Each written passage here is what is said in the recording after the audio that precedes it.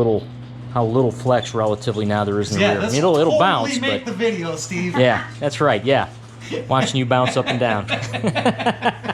May hump your Harley for a minute. Oh, please do. Yeah. All right, we are on our way to a socially distant cocktail luncheon at a friend of mine's house. If you remember my videos from, I don't know, a year ago, maybe longer, maybe 2 years ago, my friend Steve had bought this 1984 Harley Softail that I ended up having to do a bunch of work on to get it roadworthy, ready to actually ride. And of course, since then, it's been an unholy pain in the ass for him, just like any 1984 Harley Davidson Softail is going to be.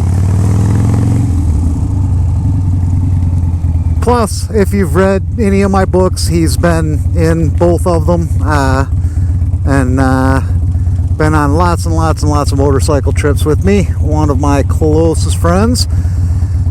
He also has been, him and his wife have been taking the pandemic very seriously, which is why we feel comfortable going to their house for cocktails and burgers. Well, this is the first time that I also have my wife on the back of the bike today. This is the first time she's gone for a ride in a really long time. Of course, it's been summer here in Phoenix, and she does not really like going for a ride on the bike when it's 117. She's funny that way. And since there really hasn't been anywhere to go, it's only reinforced her not wanting to ride when it's really, really hot. But it's getting much nicer out right now. It's only maybe about 95 to 100 degrees currently. Fall for us. That's what fall looks like.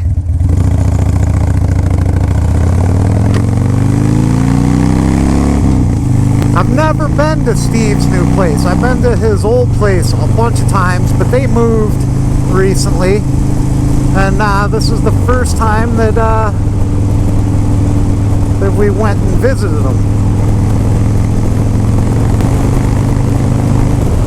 But he's promising margaritas, Pabst Blue Ribbon, which he does not even drink himself, and gourmet cheeseburgers. And if I know Steve, which I do, he will deliver on all of those promises. Plus, I'll get to reunite with his old Softail, which is one of my favorite motorcycles ever. Not a whole lot of everybody getting together these days. But Steve's new place is basically like 6 miles straight south of our house, and about a mile north of Mishka's house. That's all very convenient for me.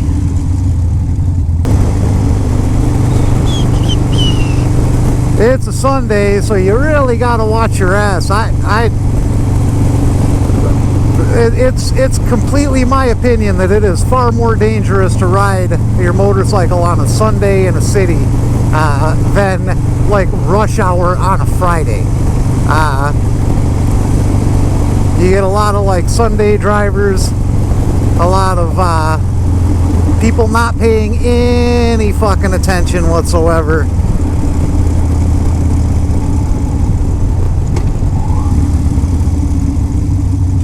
You know, let's go this way.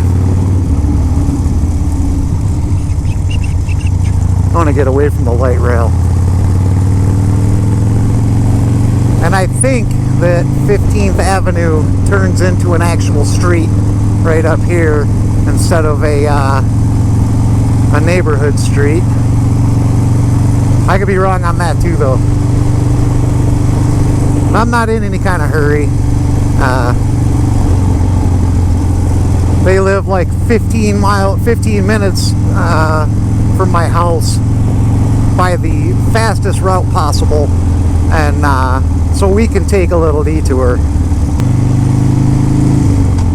More scenic anyway, instead of just people waiting for the light rail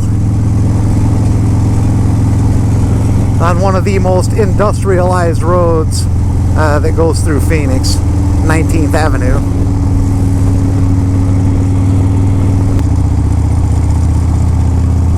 Only supposed to be about 105 today, so should be a pretty nice day.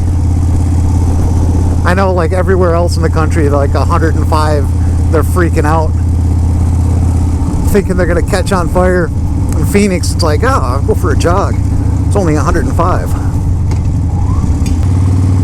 I used to do a pool around here. It fucking sucked. I was right on the other side of this fucking golf course. That was such a shitty pool.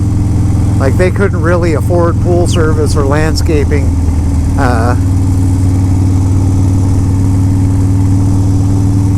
So it would just be destroyed every single... Look, donkeys. It'd just be absolutely destroyed every single week. Must be front row.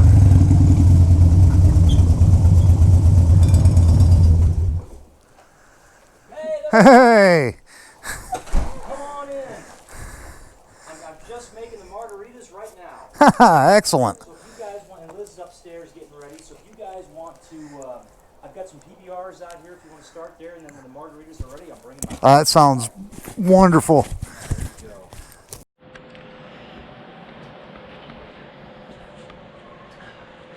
It sure looks different than when it was an ornament in my garage. Yeah, you can see the third rear brake rotor that's on there now. See that? It looks good though. It's a floater.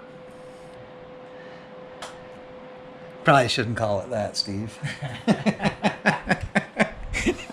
Called a bike a floater when I first got it. It was a floater. It was a floater when you first got it, for sure.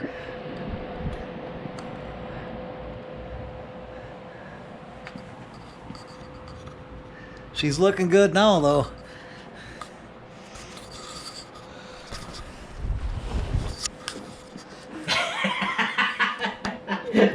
How does that feel, tiptoe on a softail? Not your typical Harley Davidson stance. Yeah, she's a little higher than she used to be. Yeah. Oh yeah. She's not quite as high as the Dyna. This isn't too bad. No, but for a softail, she's sitting kind of tall and proud. Yeah. Yeah. I remember when this thing was a pogo stick. Oh yeah. No, the back end is here. Come over here. You do that. You can just see how little flex relatively now there is in the rear. It'll totally bounce, make but the video, Steve. yeah, that's right. Yeah, watching you bounce up and down. Let me hump your Harley for a minute. Oh, please do. Yeah. Hump my Harley. She's a completely different motorcycle now, though. I mean, it was still a great bike, but it was a huge piece of shit. Now your view screen went out on me. Yeah, I don't know. Okay, that's fine. I'll just hold it right there while it you're. just starts to conserve battery. Yeah. Now it's way nicer and way prettier. Yeah, that thing will still wake the dead with those pipes on it, though. Oh, yeah. Yeah, there's nothing like drag pipes on an Evo. There you go. I'll give you that. So.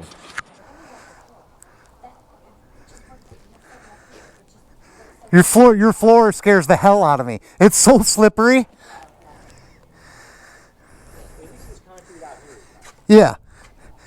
Well, with my height deficit, I'm looking at it going, well, backing down, as you can see, I have to tiptoe to the Dyna.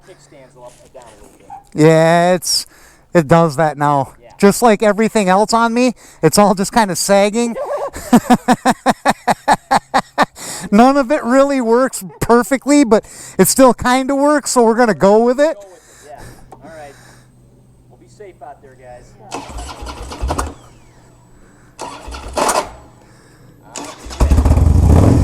Gotta love my Dyna. Thank you guys so much. This was great.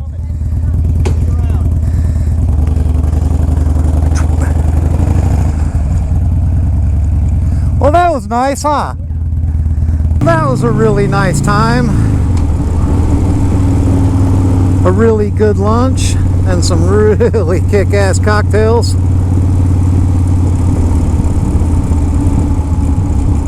To see some friends we haven't seen in a while. Got to see a motorcycle I haven't seen in a while, which is also a good friend of mine, since I did spend some quality time with it.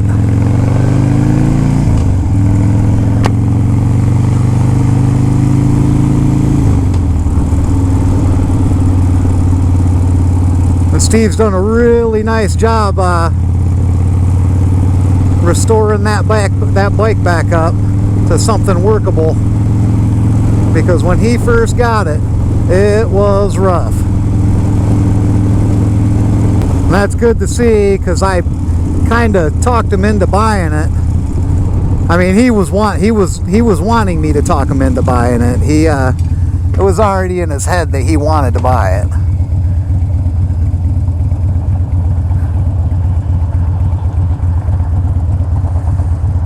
But everybody else was telling him, do not buy it.